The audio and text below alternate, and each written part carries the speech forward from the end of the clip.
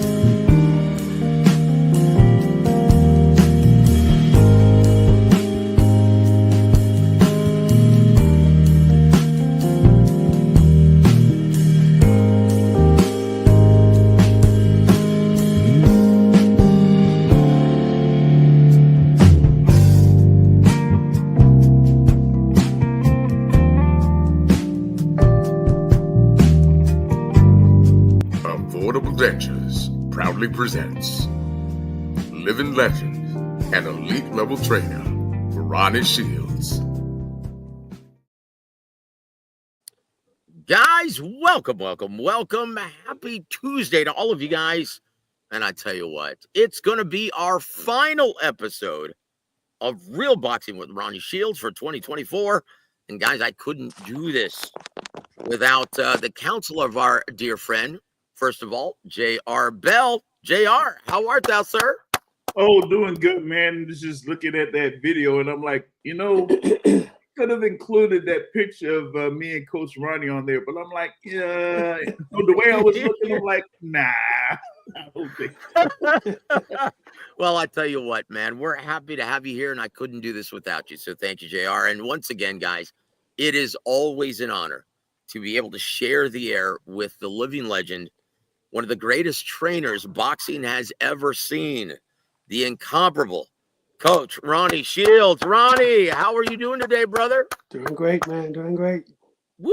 I tell you what, we saw some hell of a media workout today. And we'll get into that a little bit later, guys. But first, so we're going to break the ice. It's been a minute since we visited with Ronnie, and we've got a packed 90-minute show for all of you guys.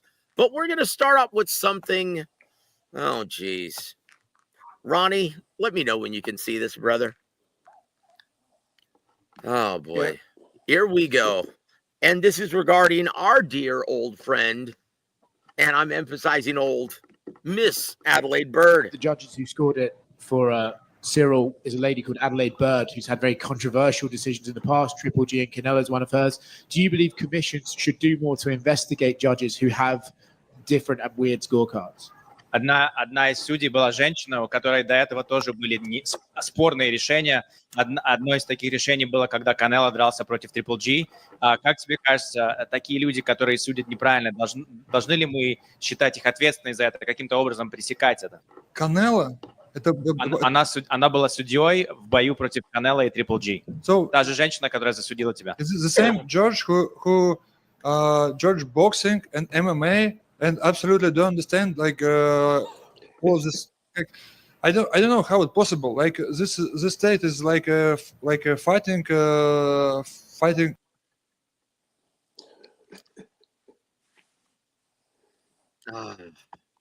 Yeah, look, apparently this was Adelaide Bird's first stint back judging a professional combat sports event, and this happened on December 7th, and apparently even Dana White admitted that her scorecard was absurd and the wrong man won. Ronnie, why the hell is she back? What, are they going to invite CJ Ross back too? Well, I don't know too much about the MMA judging, but I mean, obviously she couldn't be the only judge, right? It had to be another judge, because if the guy supposedly won, it couldn't be on one scorecard. It had to be on at least two scorecards. Yeah, that is true, but apparently hers was the most egregious. Yeah, you know what? It don't Because make a- you know what? You could use that same logic, Ronnie, yeah, on Triple G Canelo. yeah, Like, look, same thing. I understand that she scored the fight 10 rounds to 2 in favor of Canelo, right? Right. And is it any coincidence that Golden Boy is the one who picked Adelaide Bird for that assignment? Yeah, Yeah. no coincidence there. I'm sure they picked Levi Martinez too. But anyway, so you could say the same thing. Well, look, even if she scored the fight 7 rounds to 5, it doesn't change the final verdict. Exactly. It's still a draw. You could use that same logic, but does that make it any better, Coach? No, it doesn't. It doesn't. You know, sometimes, man, you know, I can't speak for MMA because I've never been in MMA. But, you know, these guys work hard, man. You know, they have to train hard. You know, these guys have to be on a diet all the time. They, then it's sometimes for some guys it's hard to make that weight. You know, I mean, they suffer. And to get into a fight that looks like you won, and then all of a sudden the judge is telling you you lost. That's heartbreaking. I mean, it's very discouraging. It makes you not even want to be in the sport anymore because of that. And, you know, it just doesn't make sense. And, you know, and judges are there for one thing, and that's to look at the fight or the match, whatever it is. And, you know, if you see a guy's winning, give the guy the round that he won. I mean, come on. It doesn't take a genius to do that. You know, they shouldn't have you know, they're not supposed to be biased toward anybody. Yep. They're supposed to have an open mind and just judge what you see, you know. But it amazes me that we all look at the same thing and somebody always sees something different. Tomato, tomato, Coach. But look, That's look, it. look, I'm going to ask you something. What's worse?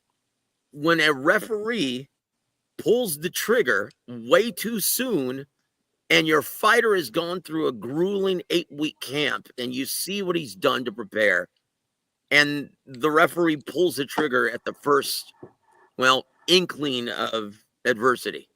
Or if someone gets jobbed, like, say, maybe I'm just pulling a name out of the hat, Raul Curiel, when he fought Alexis Rocha this past Saturday. Right. What's worse in your mind, Coach? Oh man. I think when a referee steps in, it just stops it too quick. You know, Yeah. it just doesn't make sense, man. I mean, you know, they have to know what these guys go through. You know, you cannot be in this sport and know how hard it is that these guys train for a fight.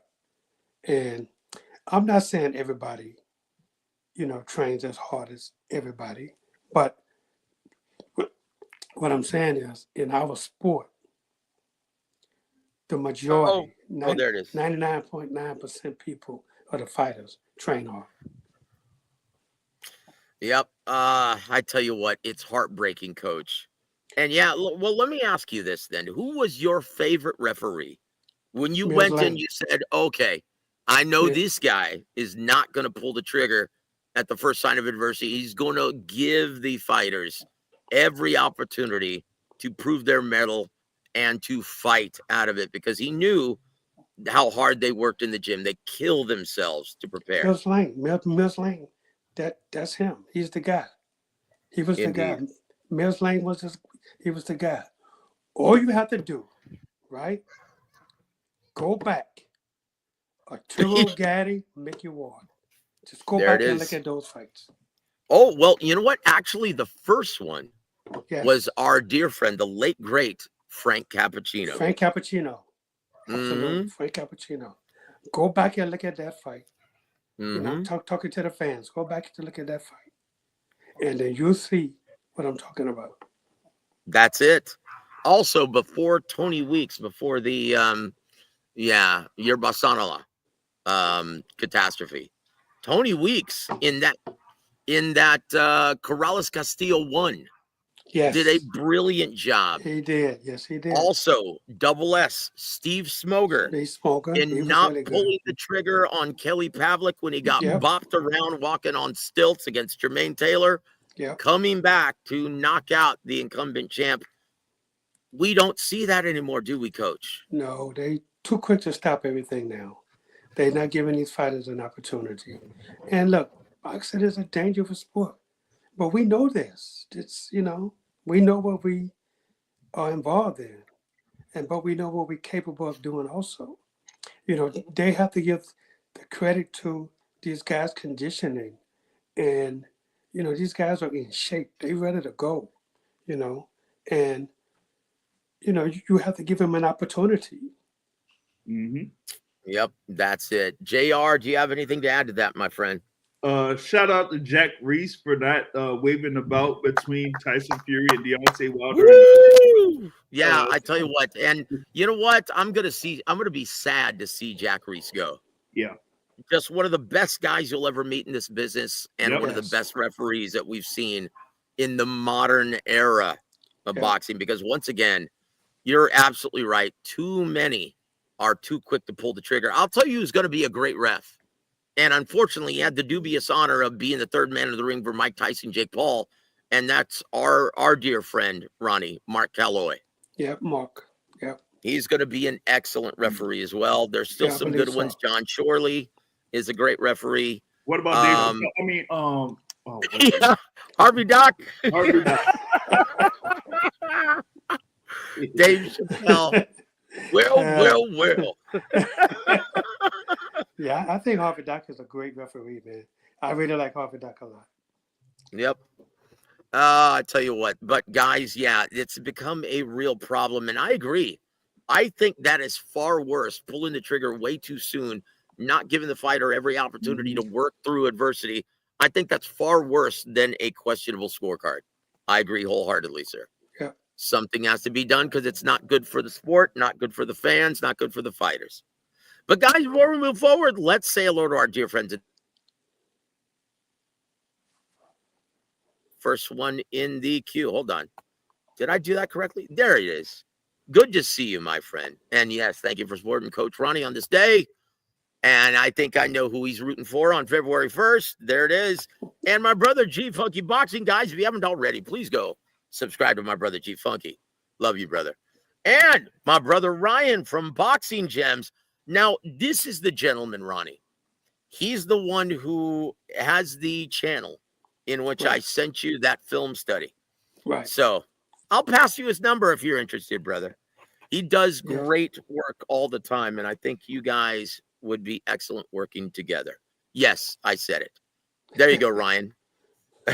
I'll send you my address where to send my check, brother, okay? God bless you, my friend.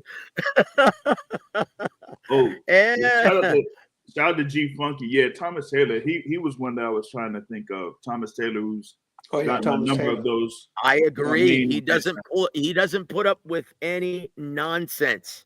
Yeah, like really what happened when Rolly Romero was trying to show Pitbull Cruz how to slow dance for 5-6 rounds, and then all of a sudden he took away a point, and it was all over now, wasn't it?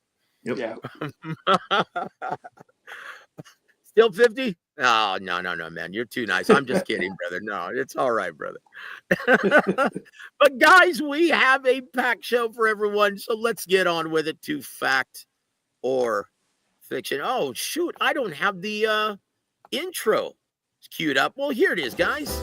Hey, we ain't ducking and dodging nobody. It's time for fact or fiction. Thank you, Floyd. I appreciate it. Big James, the honors, please, sir. All right, here we go with 1A. The drones currently hovering over America right now are searching for Haney Munguia's chin. Oh, man. I'm going to say fiction. I like Munguia. Well, I tell you what, you're going to like 1B then. Here it is, James. Here we go. Currently in Las Vegas, Bill Haney is telling his son, "It's okay, Dev. At least you're not Tim Tszyu or Haney Munguia." Fact or fiction? Oh, that's probably a fact. 1B is fact. Look, if you could say there are two guys that had worse years than Devin Haney, yes, it's undoubtedly Tim Tszyu or Jaime Munguia. Coach, Yeah. if you had to pick one guy to try and resurrect his career, which one would it be? Jaime Munguia or Tim Tszyu? I would say Haney and Munguia. Oh boy. Yeah. I That's would say Haney and Munguia. that's a close second though, isn't it? It is. It's really close. It's a close second. But you got to understand, in the sport of boxing, you can't look at the other guy's record and say, "Oh, he only had 3 knockouts." You can't look at that. Because you got to remember that's a man over there. Yep. That's a man that's putting 175 pounds. He weighed in 168, but now he's probably about 10 to 15 pounds heavier, and coming with all his weight with a punch. You can't say he can't punch. That gets me all the time. Because you got to look at his record. He got some knockouts. He has a lot of fights, and he goes the distance a lot, but he still had like about 6 or 7 knockouts on his resume. So, and the thing about it is he caught him Perfectly. It was a perfect right hand that did it.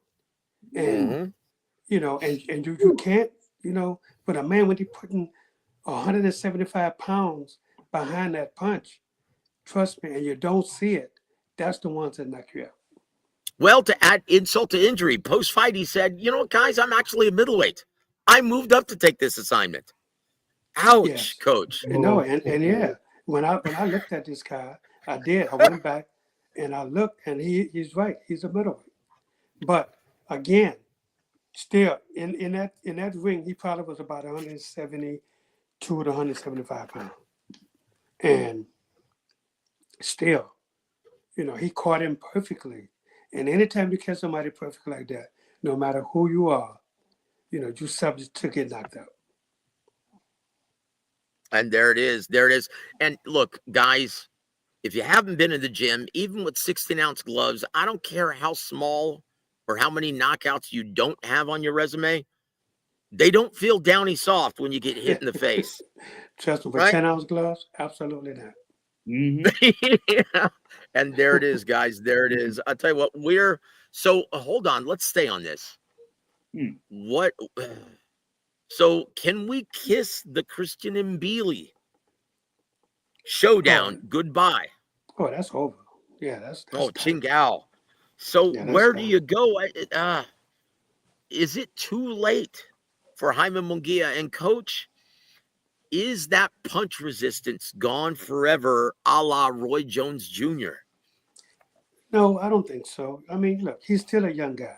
He's not an old fighter. He has a lot of fights, just like the majority of the Hispanic fighters, because they take a lot of fights early on. Yeah, they don't have that amateur background. Yeah, exactly. So they turn pro and they fight every week. Simple. But yeah, in Tijuana. Yeah, absolutely, they do. So, but and they do that. They build a record up, but they get that experience, and that's what it's all about. But he's still a young man, so I mean, you just got to go back when he fought Canelo. Canelo dropped him, yes, but he got right back up. Yep. So what does that tell you? He saw the punch coming. So when you see a punch coming, you can brace for it, and it's less damage that way than when you don't see it. So it's a big difference.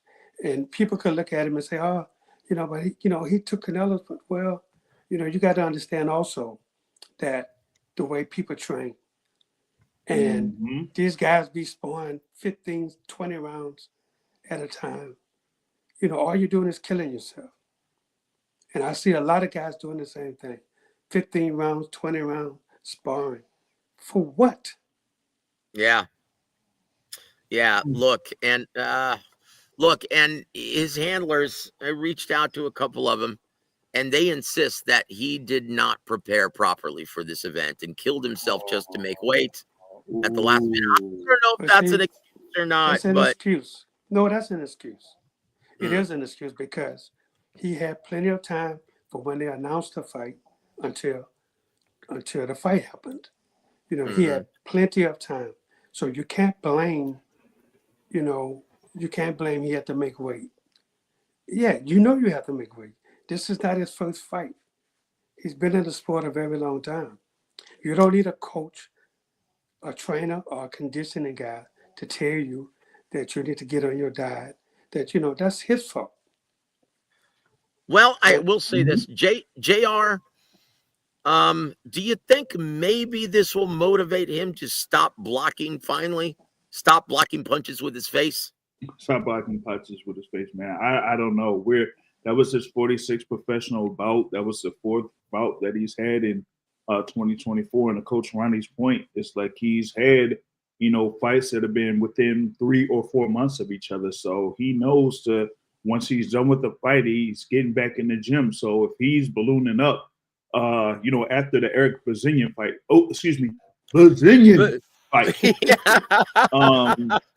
then they really didn't expect much from Bruno Sarachi in this fight. And this is, to Coach Ronnie's point, when you bring up the Canelo fight, like in preparation for the Canelo fight, a few things that Canelo does, and we know that Canelo is a great counter puncher. So it's something there where you kind of like expect Canelo to counter punch.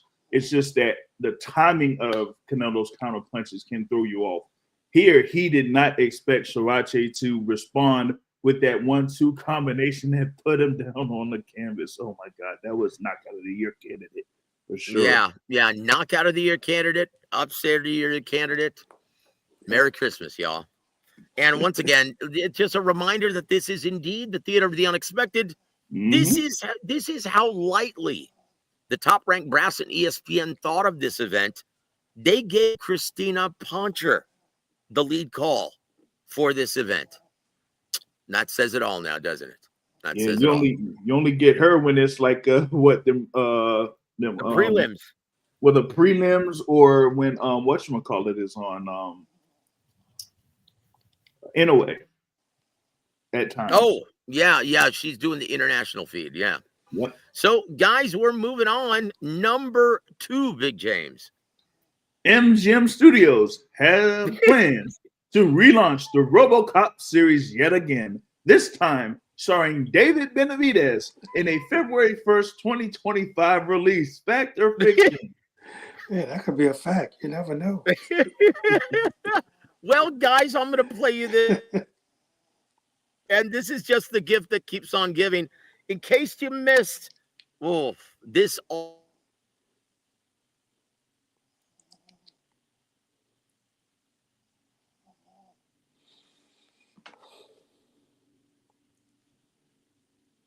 Oh, you hear him? I don't know. He's outdoors, so yeah, I don't hear him.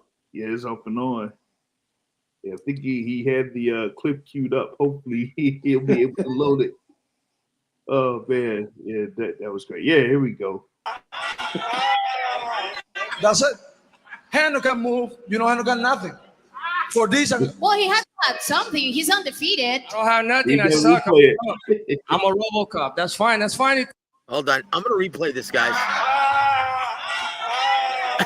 That's it. Hano can move. Hano got nothing. For this, well, he has to have something. He's undefeated. I don't have nothing. I suck. I'm a bum.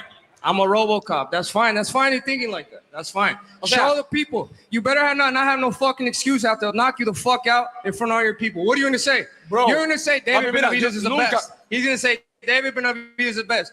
Just like you and everybody else that fucking fought before you. They all say the same shit. I'm RoboCop. I have no defense. I have no footwork, no this and that. But after they get in the ring with me, it's a whole different story. It's a whole different story. You're going to see that shit too. You're going to see that shit too. Can we see that again? Why? Because you're calling him RoboCop. I want to see that again. Just one more time, guys. That's it. Hano can move. Hano got nothing. Even Benavidez had to laugh. Guys, that was awesome. But hey, look. Yeah, something tells me. You guys have been watching Fight Tape, haven't you? Always. Preparing for this event. Look, and but he has a point though, David Benavidez. That's his big knock from every single one of his opponents going into their fights. And for some reason, he's able to walk them down eventually, cross feet and all, and he eventually touches him, and he eventually stops him or beats him up. Coach Ronnie, do you see that happening to your Cuban standout, Dave Morrell Jr.? Well, you know what? I'll tell you something, man. I got a plan. And, we're working on this plan every day. And, like I tell my guys all the time, just get in there, do what we work on, and 99.9% it's gonna be great. It's gonna be good. And there it is. And I Go really ahead, feel sir. good. Keep going. I really feel good about the way David is training right now. I mean, this kid is more focused than I've ever seen him. Look, we know this is not an easy fight. If we can't go in there thinking, oh, this is going to be easy. No, it's not. Benavidez is a big guy, and he throws a lot of punches, and he can fight. So we know it's not easy. But on the other side, they know it's not easy for them also. They realize who they're fighting, a young, hungry guy from Cuba. And they know this. So let me tell you something, man. This is going to be one hell of a fight. And I really truly believe that David Morrell Jr. is going to knock him out. And there it is, guys. There it is.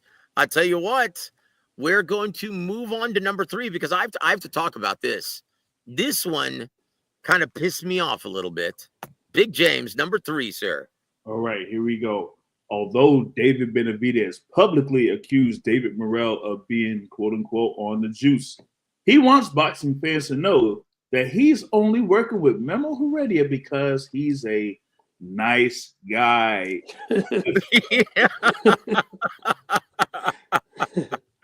So, Coach, what is going on there? Okay, so let me tell you something. On my Instagram, about a week ago, I'm looking at my Instagram, and I got something from Memo Heredia. Oh, what? God. Oh yeah, I gotta read it to you too. Let's hear it. Hold on, let me move this for a second because I have a feeling this is going to be its own segment. Let's go, Ronnie. Hold on 1 second. I gotta turn my phone back on. No, that's all right. That's all right. You take your time. This guy, he got a lot of fucking nerve. So. Oh, Memo Heredia? A lot of nerve? No. He got a lot of nerve. Yeah, he does. Yeah, he got a lot of nerve. So, why do all of these S&C coaches talk the most shit? I don't know. Okay. Have you noticed that? Here it is. He said to me this November 26th at 9:08 a.m. Okay? He said, this is to me. He said, please keep my name out of your mouth. Instead of making stupid slanted comments of me, sign and stop delaying VADA testing for Morrell. By the way, all my boxers get tested by VADA regularly, and guess what? We clean with a smile on the face. And they say, this is a friendly message, but next time I will send you to court. So my response, first of all, I don't know what you're talking about. I've never talked about you to anyone. I don't know you. Secondly, my fighter is enrolled in VADA, so whoever told you I said anything about you is a goddamn lie. You need to get your facts right before you start running your goddamn mouth. Then I put, also, get your facts straight or I will take you to court for defamation of character. He never responded back. So he's a bitch ass motherfucker. Wow. Do you smell that, James? like honestly, that's cut. That's cut. That's part of a segment. Like you don't need an article. We just have the clip. That's all we need. Well, look, I will say this. You know, Memo is infamous. He's notorious for shooting off at the mouth and talking more shit than even the fighters. So that doesn't surprise me one bit. What surprises me is he actually threatened you, Coach. Yeah. I'm he surprised threatened me. you didn't. Look, in the immortal words of Fred Sanford, I'm surprised you didn't threaten him to put 5 across your lip.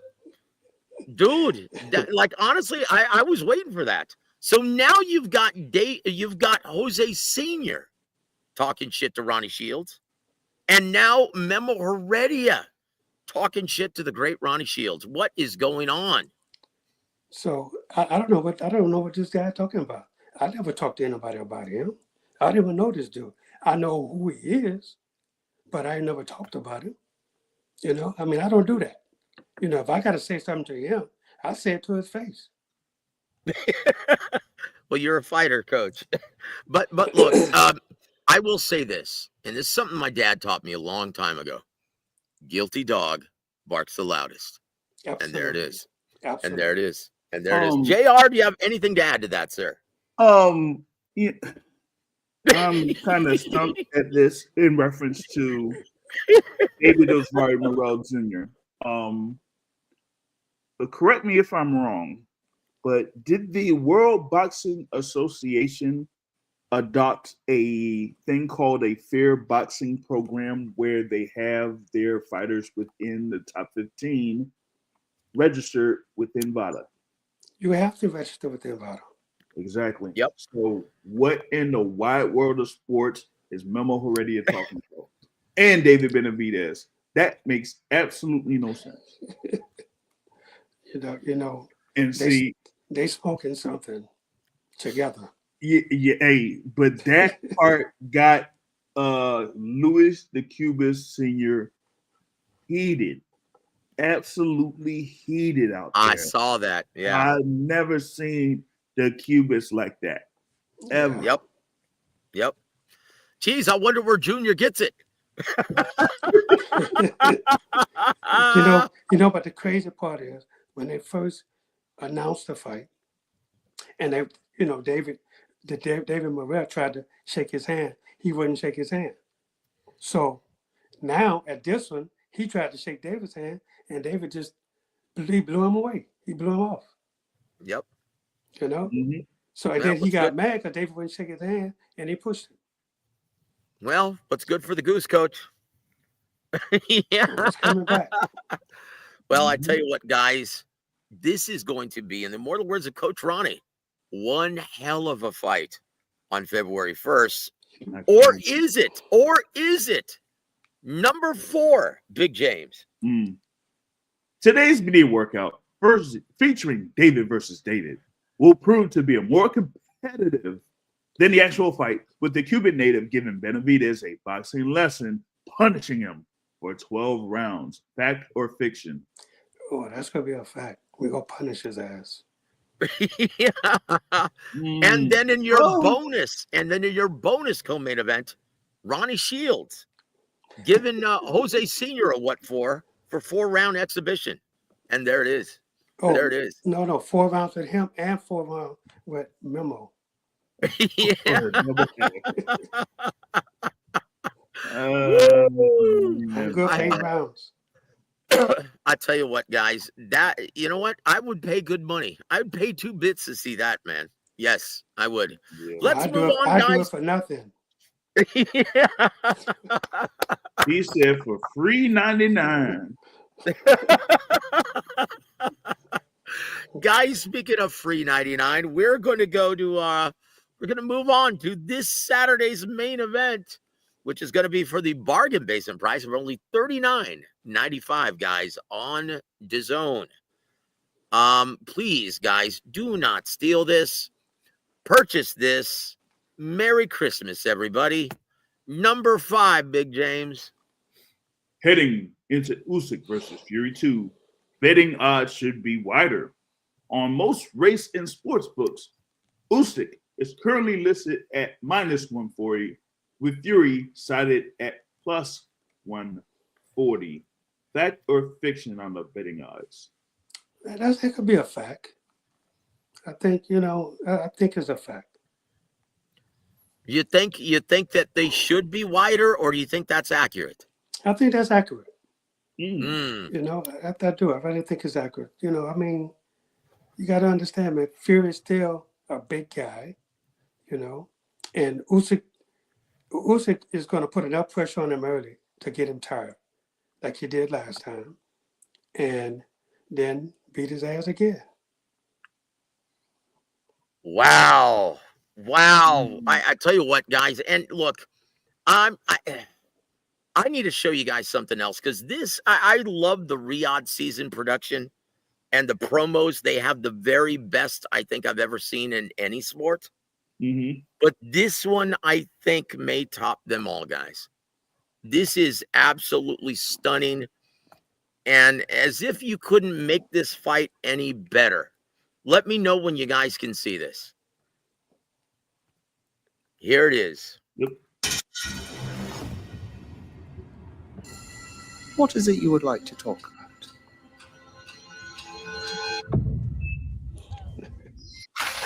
Ah, you're awake, Mr. Fury. Welcome back. How was your flight, Rabbit? Is everything okay, sir? Yeah.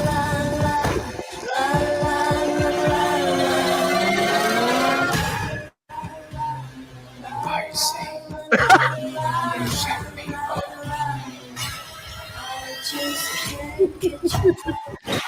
Dropped your wallet.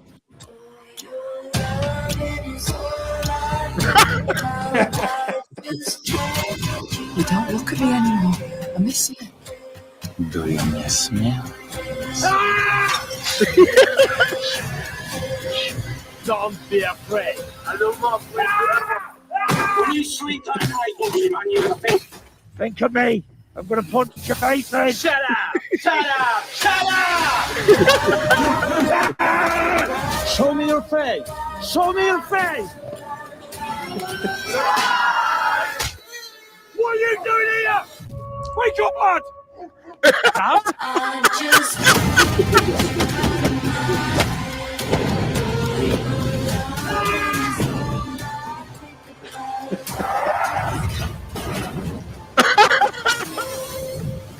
Hey, guys, we need to end this.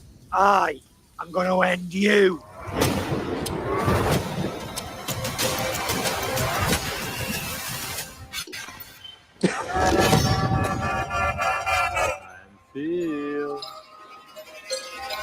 I'm ready to.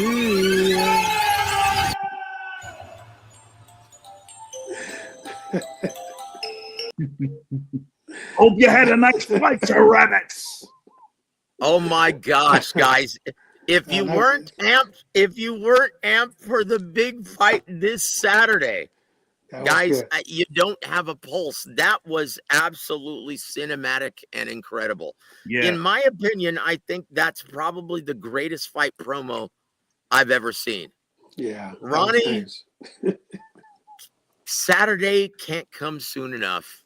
Merry Christmas, absolutely. everybody. And you know what? I think like when Terminator 2 first came out and had all of those effects. Like it was pretty much like that. You know what's amazing though is they brought about the original Total Recall when he opens up his shirt and that guado comes out.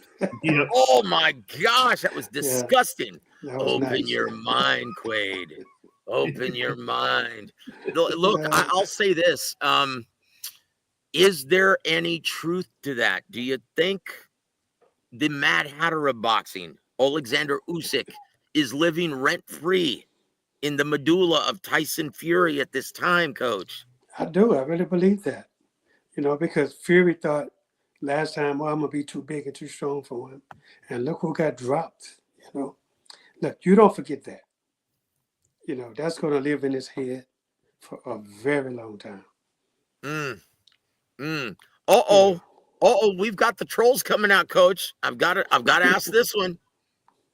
So Ronnie said he didn't want to push Morrell into a fight he wasn't ready for in regards to Benavidez fight. So what made him ready after losing to Hot Rod? What? When did anyone lose to Hot Rod Kalachik? You talking about that guy who just showed up for a paycheck and wanted to survive, wasn't interested in fighting. You talking about that? A Hot Rod Kalachik? Is it JR? Take care of our light work, brother. Oh my Uh, Well, actually, Unbelievable. hold on just a second. I don't know. He must have had a nightmare that night. Well, maybe he's suffering from the same disease that Tyson Fury's suffering from right now. Yeah. I'm sorry. Is Morrell gonna actually is he putting some? Is he going to hinder the plans of David Benavidez and what's supposed to be the dawning of the David Benavidez era? Is that what you guys? Is that what you're worried about? Mozambique? Is that what you're talking about? Chingao.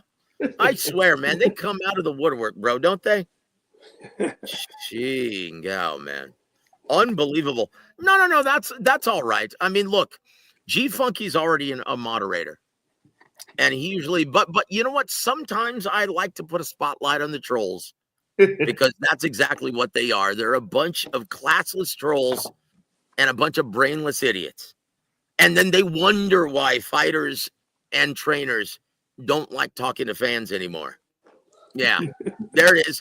Thank you for ruining it for the respectful fans still in existence, wherever you are. Gems has this to say, and thank you for hanging with us, Brother Ryan. He says, Hot Rod showed up with a losing game plan, then executed it. Yes, that's it. Ronnie, talk us through that, man. Was Hot Rod, now all credit to any fighter, because it's tough just getting in the ring. And at this level, and when you're standing across the ring from a guy like Dave Morrell Jr., yeah, I guarantee you he had pee stains in his cup. But anyway, Ronnie, what happened that night to any of the guys who believed that Hot Rod actually should have been the victor in that fight? Well, there's no way he was the victor in that fight. That's number one. Number two, he didn't want to fight. I mean, come on. You saw the fight. He ran, he held, he did everything he could to survive. He didn't want to get knocked out. And in this sport, if you don't want to get knocked out, to take chances, you're not going to get knocked out. That's just simple as that. He did everything he could to hold Morrell at every point when Morrell got close to, every time Morrell get close to him, he grabbed him, he held him. And I'm surprised they didn't take points away. But, look, the victory is the victory, and that's all that matters. And there it is, guys. And once again, Hot Rod Kalachik will never be, no offense to Hot Rod, he's a good guy. Cheap imitation of Kelly Pavlik. But I will say this, he will never be involved in a big-time main event on a pay-per-view opposite David Benavidez or anyone else. And that's for a reason, guys. He's not on the same level as either David Benavidez or David Morrell Jr. Guys, this sport's about levels. I'll just go back to what Emmanuel used to always say. Joseph, this records, resumes, and trinkets are for fans, sports writers, and network executives who don't quite understand what they're looking at in the ring just yet. Ronnie, that says it all. Absolutely. So most fans don't know what they're looking at. And with that said, guys, if you don't know what you're looking at, go visit my brother Boxing Gems film study. Subscribe. Maybe you might actually learn something about the X's and O's of this sport. And there it is. Hey, how do you like that? That's 2 plugs in 1 episode, Ryan. Let's move on, guys. Number 6, Big James. That makes it $100. Okay, number 6. Although Alexander Usyk will enter the ring at age 37, Tyson Fury at 36 will look much older in the ring and get stopped this time in the championship rounds. Fact or fiction? I think that's both. And okay, the fact is, yeah, they both is going to look older in the ring because, Tyson Fury is going to look older in the ring because he is. with ring generalship, Usyk takes less punches than Fury. Fury had those 3 hard fights with Deontay Wilder. Mm-hmm. And he took a lot of shots in those fights, and he took a lot of fights, a lot of punches in a lot of fights. And although he's a year younger, look at Usyk. Usyk don't take much punishment. Usyk is a good defensive fighter. And, and look, Usyk is a very small heavyweight who uses his ring generalship. The best I've ever seen a small guy at heavyweight that's moved up to the heavyweight division. So, he's very smart, and and he has power. So, he knows how to handle himself against the big guys, and that's what you have to do. But I don't know if anybody's going to get stopped in this fight. I mean, I really don't believe it's going to be a stoppage.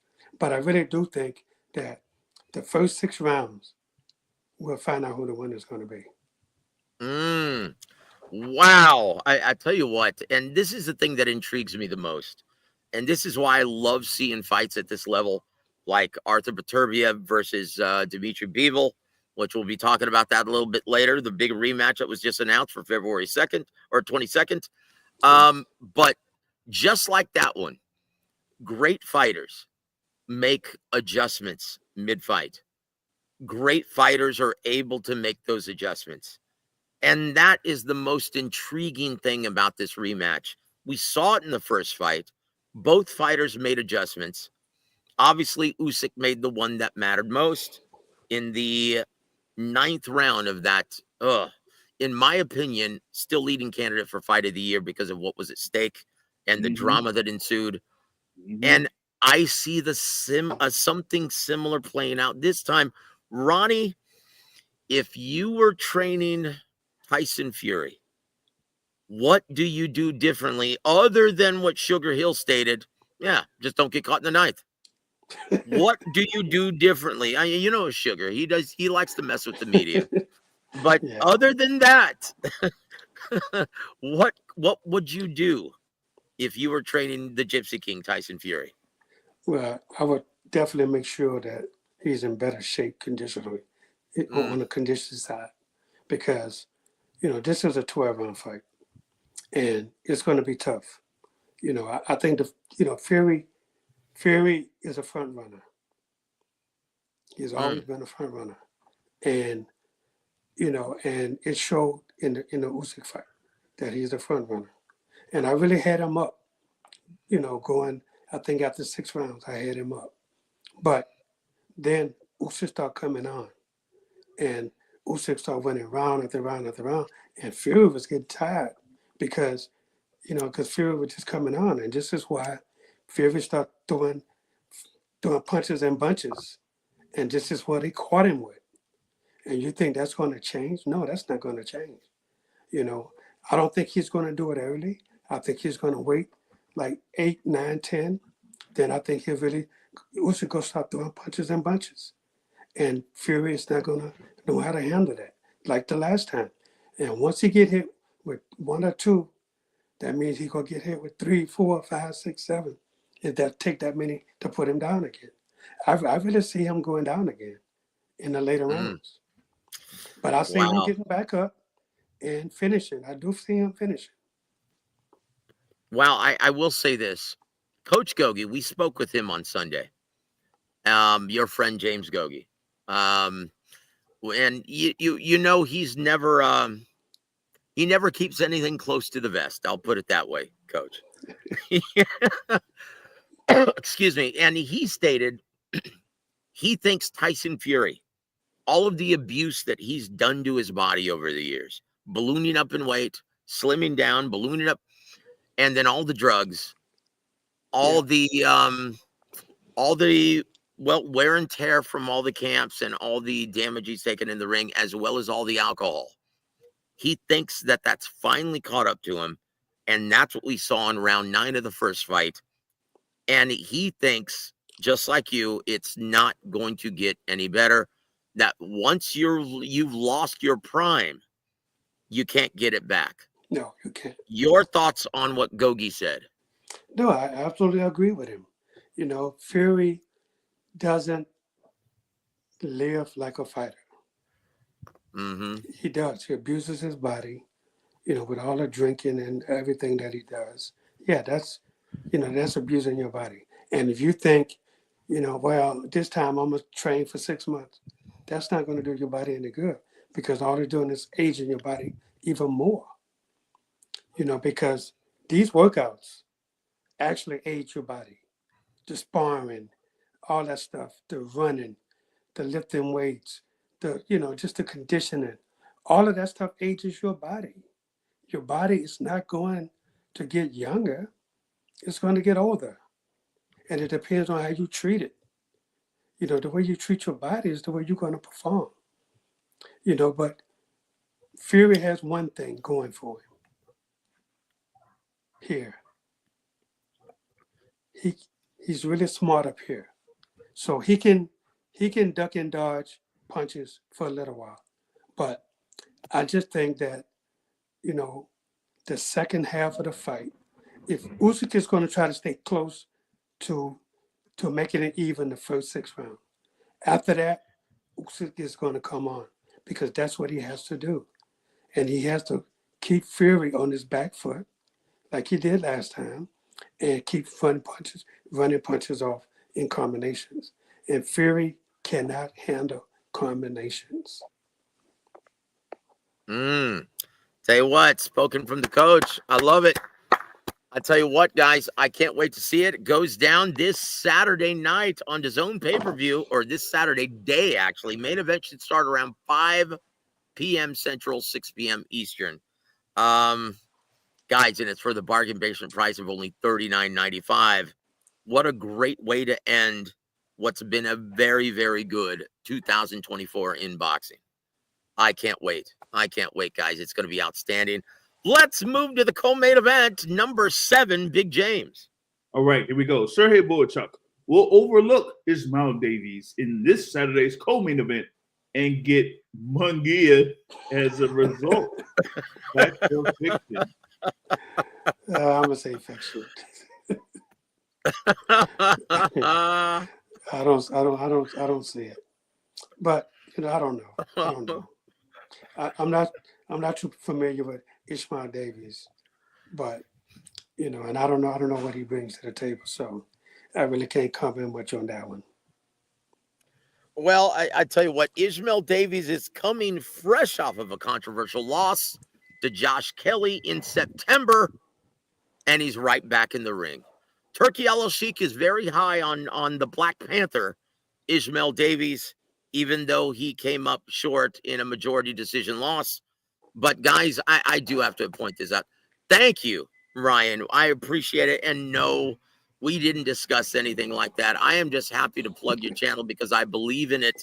I love what you guys are doing over there. And guys, if you haven't already, not only subscribe, but the good stuff is at the Patreon, his Patreon channel. Please go subscribe and you'll learn a lot about what goes on in the ring, and you'll become a more appreciative fan and complain less. Thank you, Boxing Gems. I appreciate your kindness and generosity, my friend. God bless you, brother. And thank you for supporting the coach on this day. Let's go to, well, look, the reason why I put this, Coach Ronnie, is because Sergey Bohachuk, he was supposed to be fighting Israel Madrimov. Yes. And it's not easy when you're getting up for an assignment like that. And then all of a sudden, he backs out 2 weeks before the event, and you get stuck with a guy coming off of a loss. Yeah. How is that mentally for a fighter, Coach? Very frustrating. It is. It's very frustrating because you've been training for one style for so long. Now, all of a sudden, you got to switch it because nobody fights alike. So now you got to redo your whole game plan. And that takes a lot because, you know, you're getting your body conditioned to do one thing. and now you got to switch it to do something else. And and I hate last minute stuff like this because it plays on a fighter's psyche. It really does. Yeah, guys. So look out in this co-main event. Don't overlook the Black Panther. He might have a surprise for Sergey Bohachuk. Well, let's just face it, whose air got let out of the balloon 2 weeks ago. Man, Ishmael There Davis it is is. the replacement king, huh? Like he steps in for Liam Smith in the last fight, and now he's stepping in here for Madrimov. Yep, there it is. Well, look, and the reason for that is Turki Al-Sheikh is very, very high on this kid. So we're going to see why. We're going to see why this Saturday. Guys, buckle up. I think this is going to be a fantastic event. And once again, it's only $39.95. Merry Christmas, guys. Get it for your wife. Get it for your son. Get it for your family. Merry Christmas, guys. Number 8, Big James, and I think this is 100% true. Yeah, right. Exactly. Teofimo Lopez will once again price himself out of another big fight opportunity, this time demanding $15 million to face Jerome Boots Ennis at 147 pounds. Fact or fiction? Oh, that's definitely a fact. Yeah. God, Coach, what is wrong with this kid? Like, this kid should be a superstar. He's great in front of the mic, looks great in the ring. He's got athletic gifts on tap, things that you can't teach, he can do in the ring. So what gives? I don't know, man. He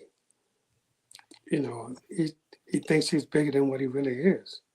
Again, all these guys just got to go back and look at their pay-per-view numbers. That'll tell you everything. Yep. That tells you everything. Just look to it. Just look at it and you'll see. And, look, him against Boots. Boots is the main guy. It's not him. It's Boots. And you ask for guys. $15 million. They'll be happy to give you $15 million as long as they give Boots $25 million. So who gonna pay $40 million? Who gonna pay $40 million for a fight? Well, oh geez, yeah, guys. Look, Coach. Can we say that these fighters, they need to understand the realistic market value, especially in this era of piracy?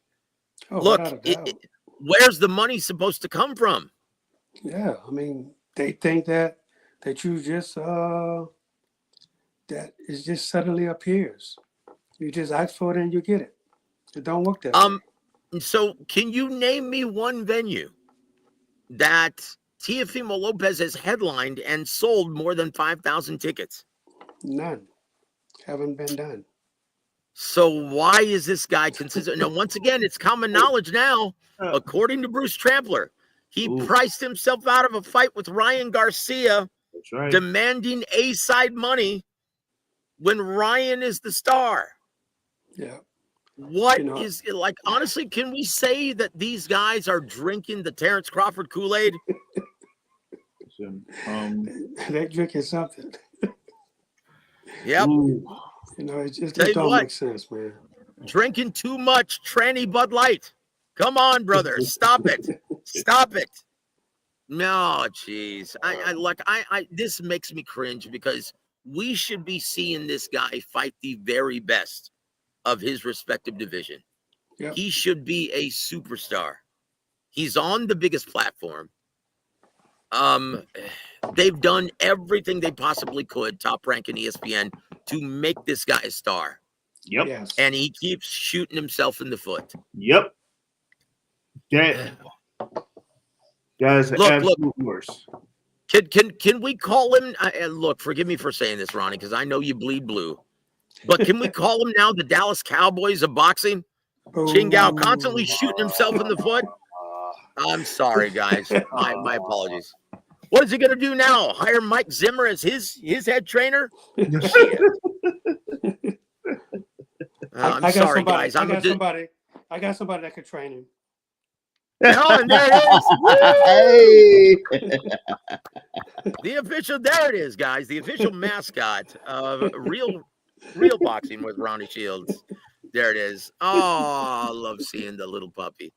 God bless you guys. And look, we're moving on, guys, because I don't have anything good to say about this. Me neither. Number nine, Big James. All right, here we go. Santos Saul Alvarez Barragan will finally take on Jamal Charlo on Cinco de Mayo weekend in 2025. Fact or fiction? That could be a fact. Ooh. That could be a fact. It's about damn time. Look. You remember those chumps who were saying, like Steve Kim, you know, Canelo fighting Jermell Charlo is actually an upgrade. Did it play out to be an upgrade, Coach Ronnie? No, absolutely not. Oh, my gosh. Look, no offense to Jermell. He's a great fighter, but he's not a 68-pounder. No. Jermall, he's the bigger puncher. He's the bigger kid. Yeah, big bro. I like his chances of getting this assignment. Ronnie, who else? He's not going to fight Haney and Munguia again. He's not going to have a rematch with Edgar Berlanga. We've all seen that Christian Mbili ain't ready for that smoke. Who else is he going to fight? You know he's not going to move up to 75. No. Who else is he going to fight, Coach, on Cinco de Mayo weekend? And it's not going to be Terrence Crawford. No. I Well, like definitely. Maul's chances finally. Me too. I like his chances. Absolutely. And there it is, guys. We're going to move on because we've got a lot of ground to cover, and we're already an hour in. Oh, Big James, this is your favorite fact or fiction. Oh, my God. Daniel autistic power.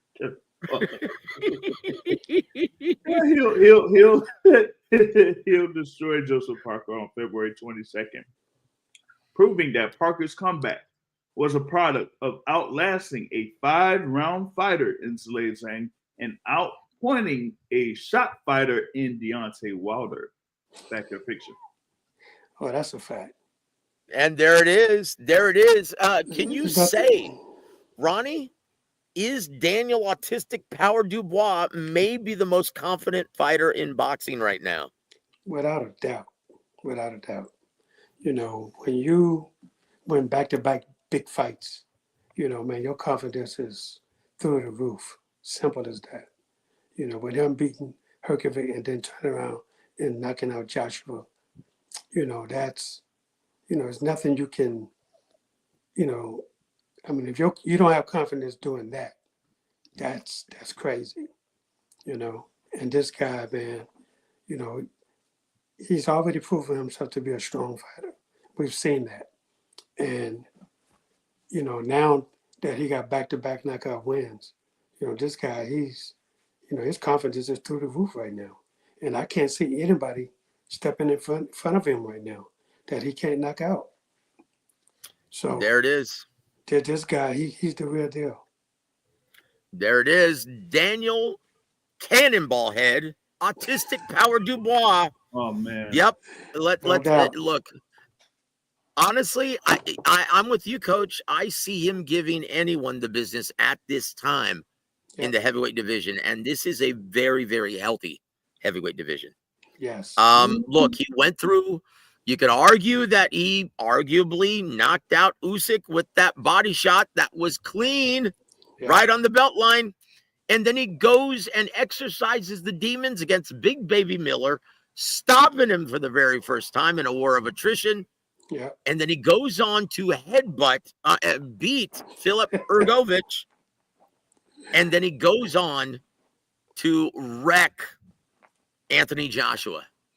I like this guy's path of progress, and Frank Warren has done an amazing job with him. Yes, he has. Yes, he has. Absolutely. And I'll tell you what, Eddie Hearn, when's the last time he's done that with a fighter? Yeah, I said it. And there it is. He's making Oscar De La Hoya look like a genius. Oh my God. You make it Oscar De La Hoya look like a genius, then man, you know what? Nah, let me stop. Clap back Thursdays. I'll say this. Oscar, please bring back Clapback Thursdays. And there it is. Number 11, Big James. Virgil Ortiz Jr. will shock the world and stop Israel Madrimov within the distance on February 22nd. Fact or fiction? I'm going to say fiction. Mm. You know, look, I like Virgil a lot. He can fight. But I don't know about this one. Yeah, it's going to be a tough fight. Mm-hmm. It's going to be a really, really hard fight. And, you know, I don't see either one of them get knocked out. But, you know, I just know this is going to be a hard, tough fight. This is going to be worth to watch. Well, I tell you what, this is only one of many on that stat card, February 22nd. Yes. We also have Zhilei Zhang versus Ajikabayel. We've got your man, Floyd Schofield Jr. versus Shakur Stevenson. Look, I do have to ask you about that, Coach. Whoop. Is Floyd finally going to train at the Sugarland Gym the entire camp? He's not going to train no time at the Sugarland camp. Wait a minute. Are the rumors true? Is he switched to Yohan Guzman? As far as I know, yes. That's who I think he's training him now. You know, I have no idea. I have no idea, but I know for a fact they're going to Miami to train. So good luck to him. Well, I tell you what, Coach, now that you don't have any investment in this kid, or is he just light years away from being in the ring with Shakur Stevenson? From what you've seen, from what I've seen from Floyd, the kid can really fight. Mm-hmm. You know, I mean, he's really can fight. The thing is, you know, he has to stick to a game plan. You know, when you work on game planning, you know, you have to get the fighter to stick to that and only that. He can't deviate from the game plan. Mm-hmm. And, you know, I was in his corner last fight, but I didn't know what the game plan was because he didn't train with me. Mm-hmm. You know, I just went to help him out, you know. Yep. And, you know, but I had no idea what the game plan was. So I basically, you know, didn't say anything until I think it was around the fourth round. It was Bernard Hopkins came into the corner about the fourth round and said, Ronnie, please talk to him. Please say something. And I did.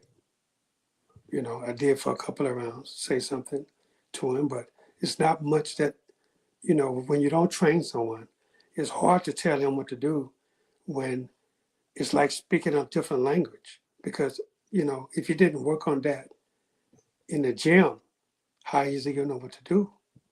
Exactly. And the last thing you want to do is confuse a young fighter. Yes. By barking absolutely. orders, and he hasn't worked on it. Yes. But let me tell you something. He's a very talented fighter. So if he sticks with a game plan, you know, and don't get confused about certain things, then he has a great shot against a guy like Shakur. Yep. Well, we'll find out, guys, on February 22nd. All I can say is this.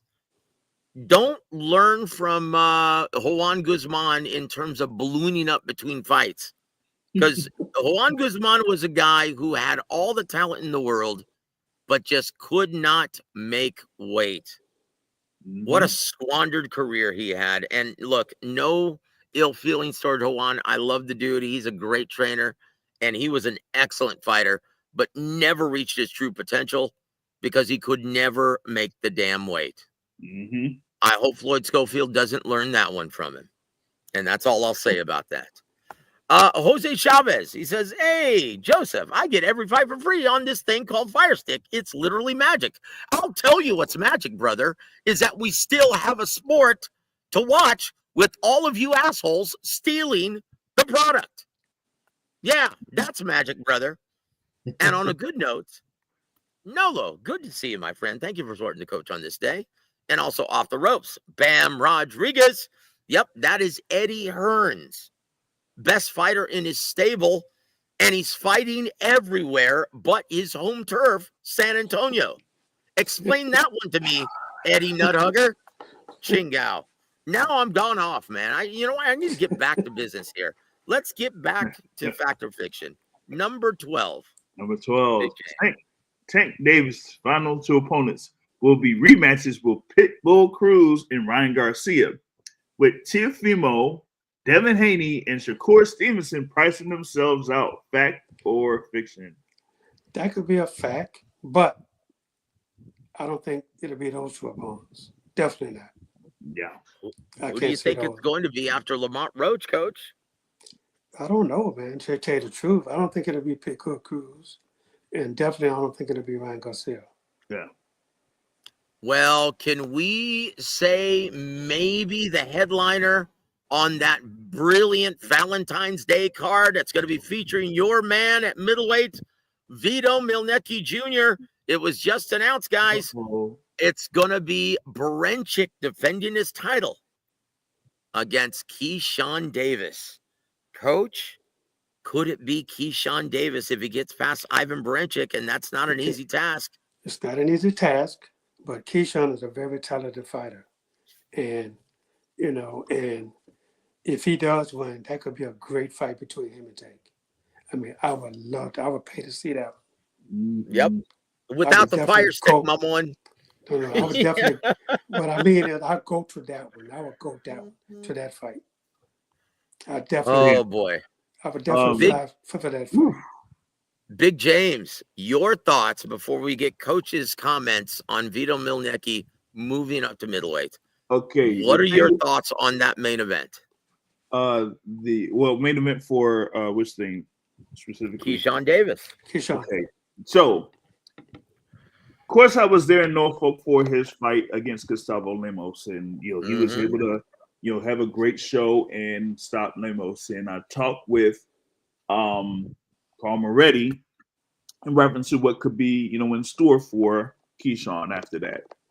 He said they would try to line up that fight with Dennis Baranchyk, and either maybe have a hometown fight defending that title if he beats Baranchyk, or having that fight with Tank Davis. And the thing with Keyshawn is that he gained like a lot of momentum over the past couple of years with his performances that he had as part of the undercard for Shakur Stevenson. So I think what Top Rank did was say, hey, he's kind of gaining a little bit of traction here. Maybe this is the guy that we should, kind of like invest in within that particular division. And as of right now, it looks like that's where they're going. And so he has that upcoming bout February 14th against Dennis Baranchyk in the theater at Madison Square Garden. And if he gets through that, wins the WBO title, then later on this 2025, Tank versus Keyshawn. I love it. And yeah, thank you for correcting me, brother. Dennis Baranchyk. I'm sorry. I can't get all these Ruskies, man. No, I'm just kidding.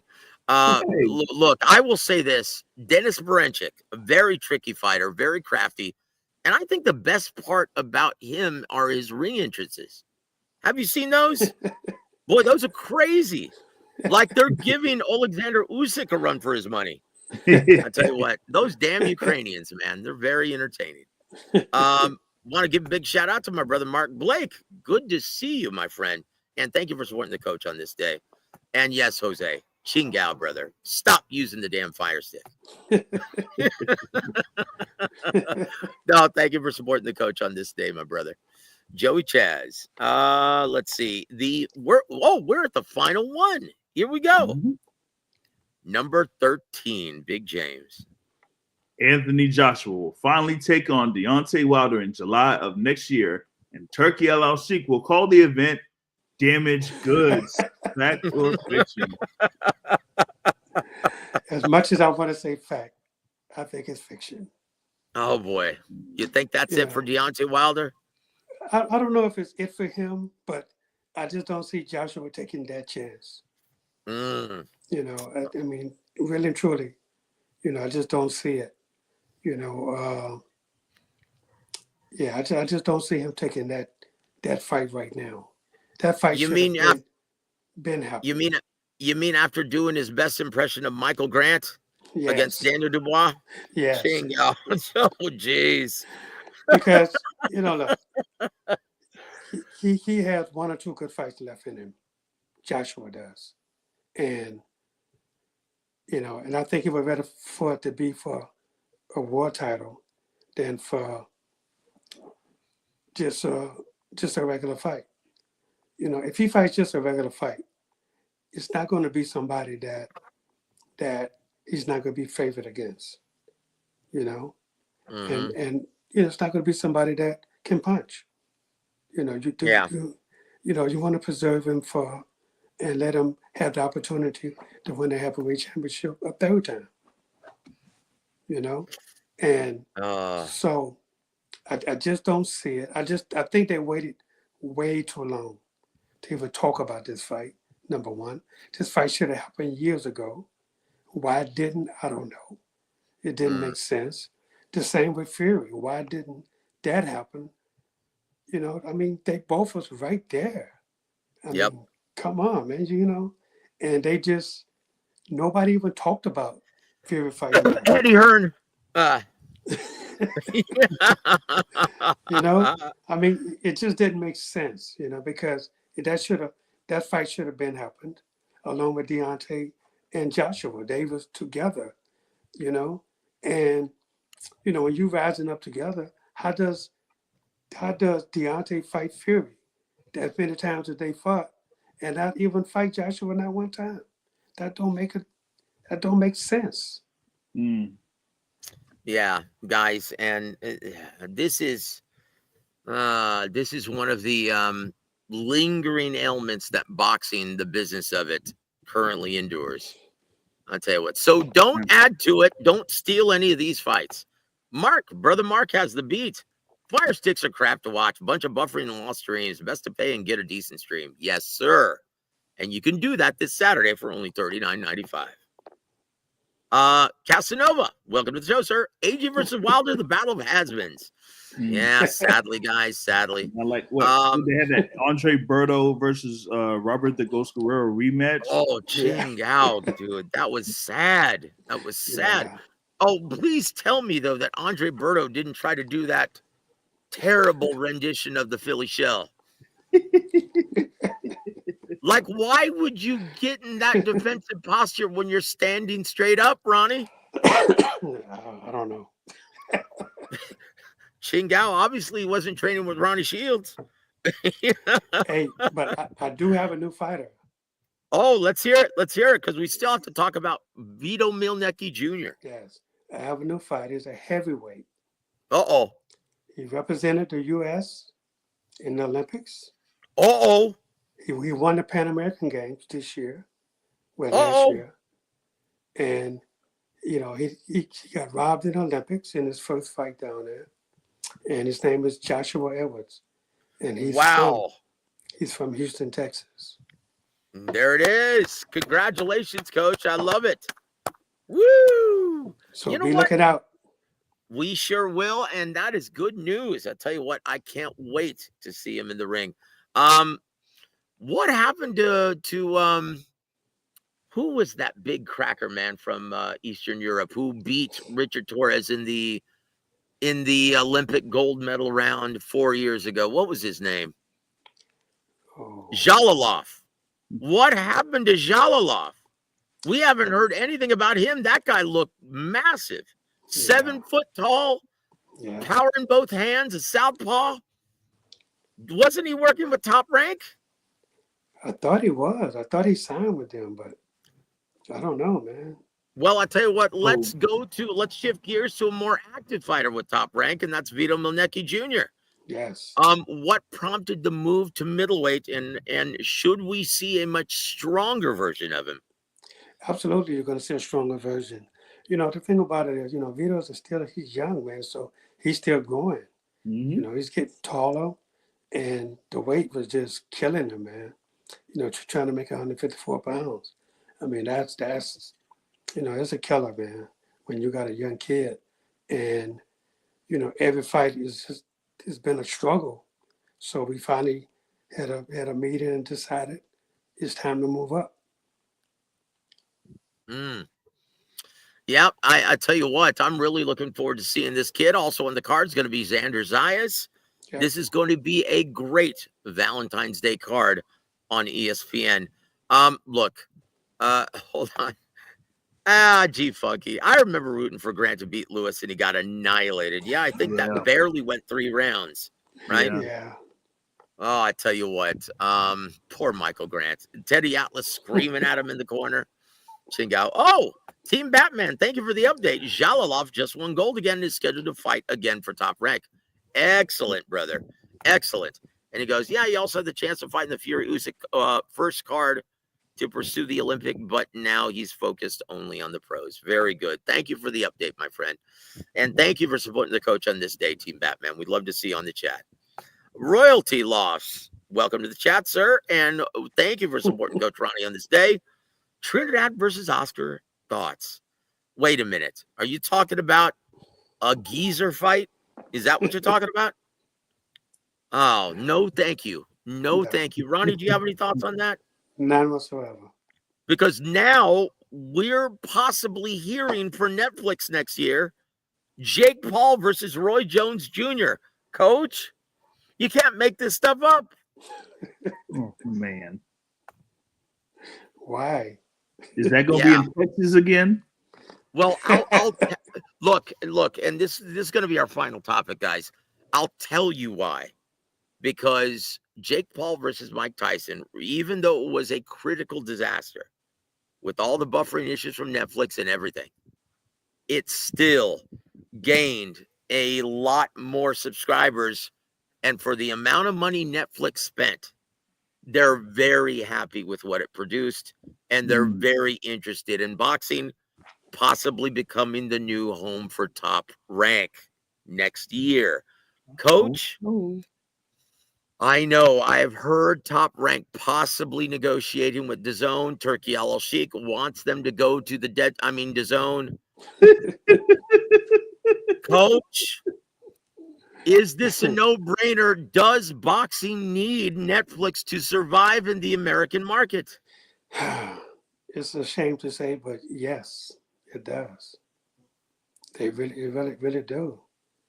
Because, it's not just, with ESPN, I guess they're just going to say goodbye to boxing like Showtime did, and Top Rank has been with them a very long time, man. Yep. And for them to just get rid of boxing, man, that's everybody look forward to the Friday night fights, Yep. And now that may be over, it's I really wouldn't care who it would be. I just think that the more outlets we have for boxing, the better boxing is going to continue to get. But we got to have somewhere for people to see these guys. And so no matter what network, I just hope it happens. Well, look, I'll say this, JR, and I want to get your thoughts on this. Look, if all promoters are on a platform that has less than 500,000 subscribers still, then you can say goodbye to boxing in the American market because it's going to be obscured on a fringe platform for sports in America. Now, it does great everywhere else in the world, but in the American market, no one has DAZN. JR, come on, man. This is a no-brainer. Top Rank needs to be on Netflix for boxing to flourish in the American market. And can you say Keyshawn Davis will undoubtedly be the next big star of boxing if they go to Netflix? I would make that move to Netflix. You're comparing 500,000 US subscribers to what? How many million subscribers? Over 286 million now worldwide. Like that is a no-brainer. You have to make that move to Netflix because you would have that opportunity to have the outreach for all of those subscribers and get it to the point where you're closer to a mainstream market, and you won't necessarily have to worry about, a network that supposedly is focused on sports, but didn't really invest into, at least in my opinion, didn't really invest into the product like they should have when it comes to ESPN. So they need to make that move over to Netflix. Absolutely. Yeah, look, and you know what? I'm sick and tired of hearing Bob Arum say, look, we're going to do what's best for Top Rank. Well, how about doing what's best for the damn sport, Bob? Come on. Chingao. I'll say this, man. Look, we're going to end this segment on a high note. Coach Ronnie, please wish everyone a Merry Christmas and tell everyone what you have to be thankful for this holiday season. Well, I want to wish everybody a Merry Christmas and a Happy New Year. And I'm thankful for my family, my friends, and I'm definitely thankful for the sport of boxing. And there it is. J.R. Bell, your parting shots. And what do you have to be thankful for this holiday season? And if you say Memo Heredia, Ronnie Shields has got a what for? I pressed the button to leave.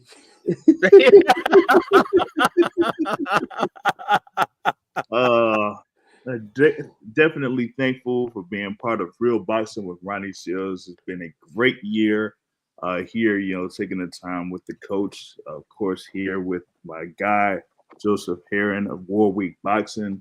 Definitely looking forward to seeing what's in store for 2025, and just keep pushing. That's pretty much what I got. Well, I will say this on a very positive note, because I know everyone's been freaked out about the drones and they don't know what's going to happen. Look, guys, by virtue of the Holy Spirit, God still has his hand on our beloved United States. Everything is going to be fine. Keep your eyes focused on our Lord and Savior, Jesus Christ, and you've got nothing to worry about, guys. I promise, right? Keep your eyes focused on Jesus. And there it is, and everything else will be great. And guys, amen to that. Guys, on behalf of my two favorite people in the business, J.R. Bell and the incomparable living legend, I'll tell you what, one of the all-time greats, Ronnie Shields. I'm Joseph Heron. You've been listening to Warwick Boxing, Real Boxing with Ronnie Shields. Merry Christmas, everybody.